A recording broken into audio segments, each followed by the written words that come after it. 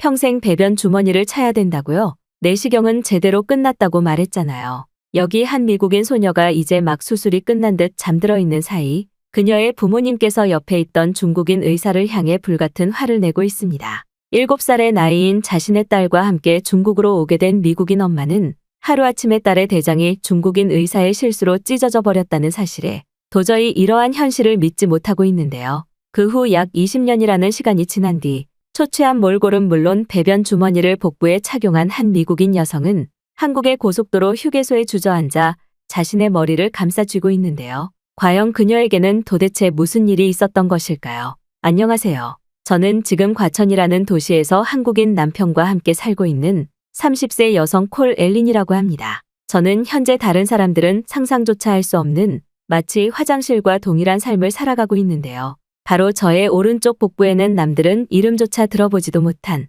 배변 주머니라는 물건이 자리를 차지하고 있는 것은 물론 저는 이러한 배변 주머니 없이는 정상적인 생활 자체가 되지 않는 특별한 사람이기 때문입니다. 처음 배변 주머니를 착용했을 때만 하더라도 저뿐만 아니라 제 주위의 모든 가족 심지어 친구들까지 저에게 방구 냄새와 비슷한 다소 좋지 못한 냄새가 난다면서 저의 옆에 가까이 오는 것을 꺼려했었는데 그때 당시 저는 그러한 일련의 사건들로 너무나 우울한 나날을 보내게 되었습니다. 하지만 저희 복부에 있는 배변 주머니는 아무리 진공흡착을 이용해 잘 착용하고 냄새가 나지 않게 하는 약을 먹는다고 하더라도 저의 주위에 항상 화장실 냄새가 나는 것을 저조차 느낄 정도였기에 이러한 반응들을 보이는 사람들을 원망할 수는 없는 노릇이었죠. 하지만 제가 태어나면서부터 대장에 문제가 있어서 이러한 저희 인생의 장애물인 배변 주머니를 착용하게 된 것은 아니었습니다. 그것은 정말 황당하고도 단순한 중국 병원에서의 의료사고 때문에 발생한 일이었죠.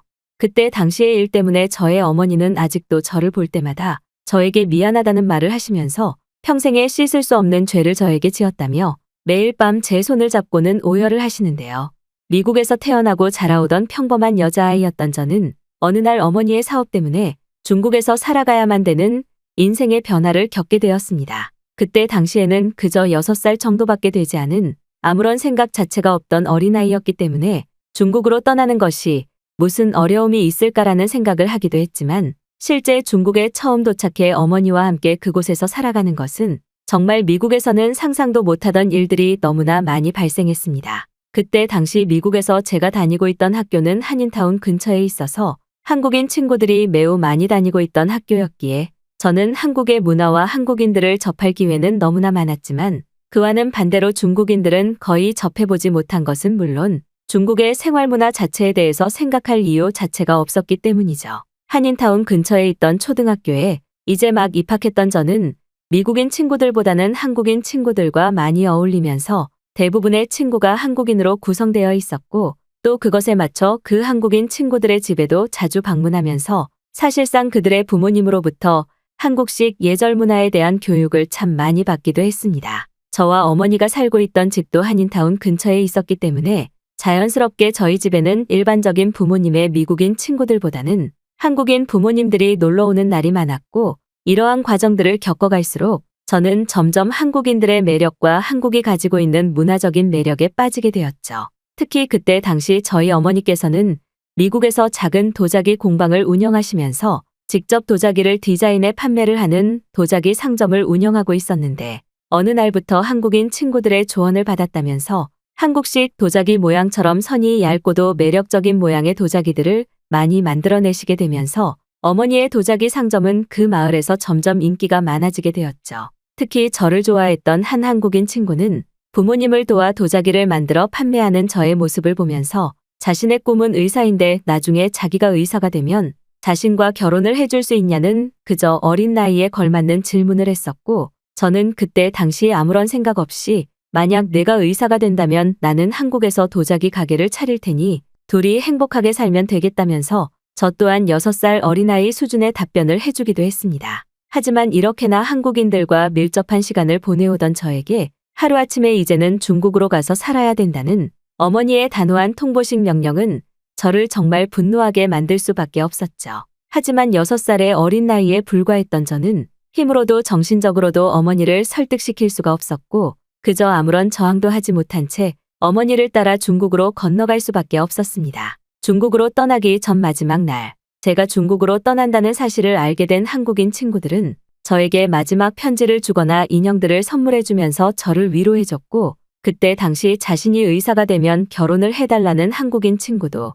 저에게 자신의 이름이 적힌 쪽지와 작은 편지를 주면서 나중에 꼭 다시 이곳으로 돌아오라는 말을 해주더군요. 직접 만든 도자기를 판매하시던 어머니께서는 한 중국인 사업가의 설득으로 중국에서 더욱 크게 사업을 벌이기 위해 중국으로의 사업 이민을 선택한 것 같았는데, 그때 당시 저는 그러한 어머니의 선택이 도저히 이해가 되지 않았습니다. 그렇게 저와 어머니는 중국 선전의 한 작은 오피스텔 주거지에서 생활하며 중국에서의 삶을 이어나가기 시작했죠. 그런데 어느 날부터 저는 이상하게 배가 아픈 것은 물론 화장실을 가도 제대로 이를 보지 못하고 자꾸만 헛구역질이 나기 시작했습니다. 처음에 이러한 저의 모습을 보신 어머니께서는 미국에서의 물과 중국에서의 물이 달라서 생기는 일시적인 현상이라면서 조금만 시간이 지나면 나아질 거라고 했지만, 시간이 지날수록 저는 점점 배가 무거워지는 느낌과 함께 극심한 피로감을 느끼기 시작했죠. 10살도 되지 않은 어린 나이였지만 저는 저 스스로도 몸이 이상하다는 것을 확실히 느끼고 있었고,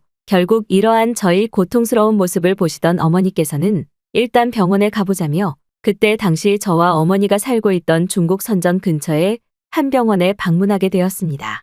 저는 중국말을 알아들을 수도 할 수도 없는 상황이었기에 그저 어머니와 중국인 의사가 대화하는 것을 지켜보고 있었고, 이윽고 모든 대화를 끝냈는지 어머니는 저를 데리고 약국에 가신 뒤 이상한 물처럼 생긴 약을 저한테 주시면서 오늘은 이제부터 아무것도 먹지 말고 이 물만 마신 뒤 내일 다시 병원에 가보자는 말씀을 해주시더군요.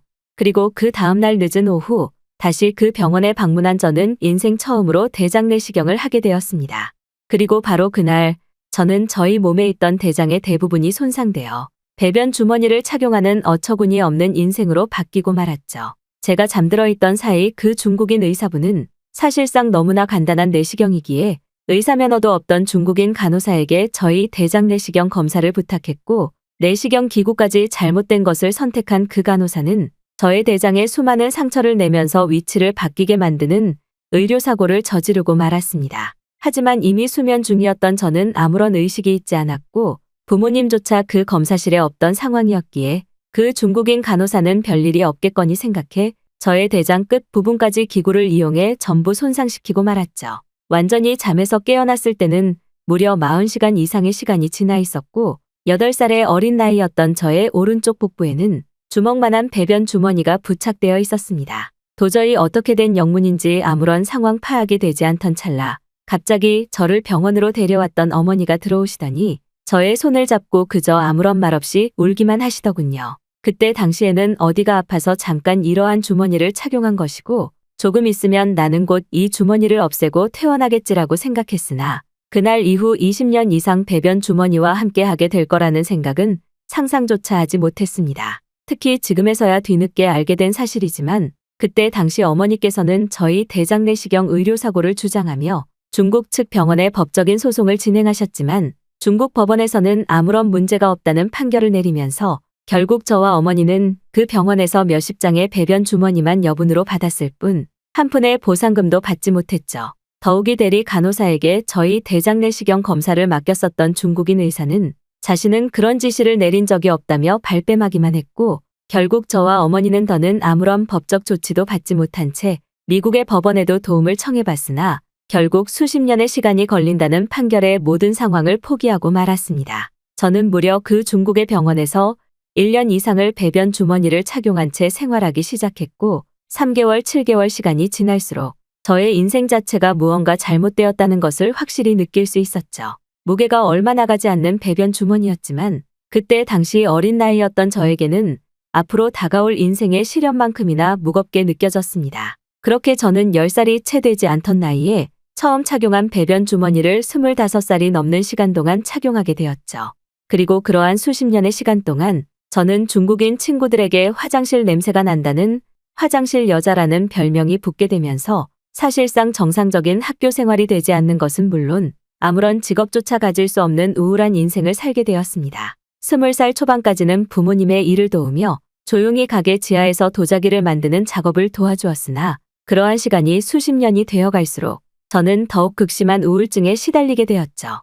그리고 결국 저는 25살의 나이가 되었을 때 이제는 이러한 상황을 마무리를 지어야 될 것 같다는 좋지 못한 생각에 다다르게 되었습니다. 하지만 그러한 마지막을 보내기 전 아주 우연하게도 이러한 저희 위험한 상황을 전혀 모르시던 어머니께서는 저에게 도자기의 사업 때문에 한국에 갔다 와야 될 것 같다면서 한국의 의정부라는 도시에 다녀오라는 말을 해주시더군요. 저와는 다른 어머니의 삶을 망치고 싶지는 않았기 때문에 저의 마지막 삶을 정리하기 전 어머니의 사업을 도와드리기로 했고, 그렇게 저는 한국의 인천공항에 도착하게 되었습니다. 처음 도착한 공항을 구경할 겨를도 없이 저는 곧바로 고속버스라는 것을 이용해 의정부로 이동하기로 했고, 고속버스에 탑승해 몇 시간을 달려가고 있었죠. 하지만 저에게는 크나큰 문제가 있었습니다. 바로 다른 사람들보다 화장실을 가는 시간이 제가 착용하고 있는 배변 주머니 때문에 매우 짧다는 문제로 인해 거의 1시간마다 무조건 화장실을 가야만 했었는데, 그때 당시 저는 고속버스가 그렇게나 오랜 시간이 걸린다는 것을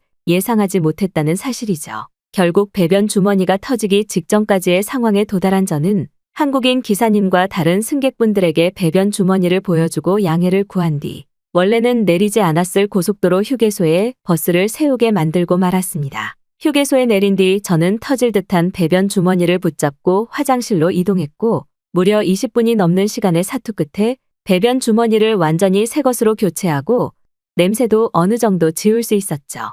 그런데 그렇게 일을 본 뒤 밖으로 나온 찰나 화장실 바로 앞 휴게소 의자의 한 남성이 저를 뚫어져라 쳐다보고 있었습니다. 처음에는 저희 겉옷 위로 튀어나온 배변 주머니를 쳐다본다고 느낀 저는 기분 나쁜 표정을 지으며 남성을 지나갔지만, 갑자기 남성이 저를 불러 세우더니 뜬금없이 저는 알려주지도 않은 제 이름을 말하더군요. 그리고 그 한국인 남성은 아주 오래전 제가 미국에서 다녔었던 한인타운 학교를 다니지 않았냐며 수십 년도 더 지난 얘기를 말하기 시작했습니다. 알고 봤더니 그는 아주 어렸을 때 저와 결혼을 하고 싶다며 자신이 의사가 되면 꼭 결혼하자는 쪽지를 주었던 한국인 친구 영우였죠. 너무 놀라서 아무 말도 못하고 있던 순간 영우는 자신이 외과 의사가 되었다면서 저의 배변 주머니를 보고는 잠깐 얘기를 나눌 수 있냐며 저를 붙잡더군요. 저를 기다리고 있던 고속버스 기사님께 저는 여기서 그만 타고 가겠다고 말씀드린 뒤 저는 그 고속버스를 보내게 되었고, 영우의 차 안에서 무려 3시간이 넘는 얘기를 나누게 되었습니다. 제가 어떠한 마음으로 한국에 오게 되었는지, 그리고 배변 주머니를 왜 차고 있는지 모든 상황을 말한 뒤 영우의 표정을 보았는데 살면서 전혀 본 적이 없던 알 수가 없는 표정이었죠. 조용히 저희 말을 듣고 있던 영우는 곧바로 자신과 함께 어디로 가자는 말과 함께 차를 몰고 어딘가로 달리기 시작했고, 무려 2시간이 넘게 걸려 도착한 그곳은 바로 영우가 운영하는 병원이었습니다. 저는 너무나 당황하고 있었지만 영우는 상식적으로 10년이 넘는 기간 동안 배변 주머니를 착용하게 하는 의사는 그 어디에도 없다면서 그 중국인 의사의 진단은 무시하고 대신 자신이 현재 상황을 확인하고 배변 주머니를 제거하는 방법을 찾아주겠다며 알 수 없는 배려를 보여주더군요. 삶을 조용히 정리하려고 했던 저는 어차피 더는 잃을 것이 없는 심정이었고, 모든 비용마저 자신이 처리하겠다는 영우의 말에 그러라고 한 뒤 그저 저희 몸을 맡겼습니다. 약 7일의 시간 동안 영우가 구해준 호텔에서 다양한 검사를 받은 저는 검사 마지막 날 영우로부터 배변 주머니를 더는 차지 않을 수 있는 방법을 찾았다면서 곧바로 수술에 들어가자는 충격적인 말을 듣게 되었죠. 도저히 상황을 믿을 수 없었지만 영우는 저희 장이 손상된 부분을 중국인 의사가 제대로 확인하지 않고 내부에서 길이를 줄여 봉합했다면서 그것을 풀고 장의 또 다른 부분을 이용해 연결한다면 배변 주머니를 착용하지 않는 것이 충분히 가능하다는 놀라운 설명을 이어나갔습니다. 그리고 약 2년여의 세월이 지난 지금 저는 영우의 수술 지도로 더는 배변 주머니를 착용하지 않는 새로운 삶을 살 수 있게 되었고, 현재는 부모님에게도 소개해준 저의 남편 영우와 함께 한국의 과천에서 행복한 신혼생활을 이어나가고 있습니다. 그 사건 이후 제일 좋아했던 저희 어머니께서는 영우의 손을 붙잡고 너무나 고맙다면서 오열하셨는데 아직도 저는 그때 당시 상황을 잊을 수가 없네요. 지금 저는 과천에서 중국을 떠난 어머니와 함께 작게 도자기 공방을 차려서 행복한 일상을 보내고 있습니다. 아주 우연하게도 20년 전에 약속을 지키게 된 지금의 영우로 인해 배변 주머니가 없는 삶과 한 남자의 아내로 살아간다는 것은 더는 삶을 포기하려는 저의 모습을 완전히 지워주었기에 저는 오늘도 감사한 하루를 보내고 있죠.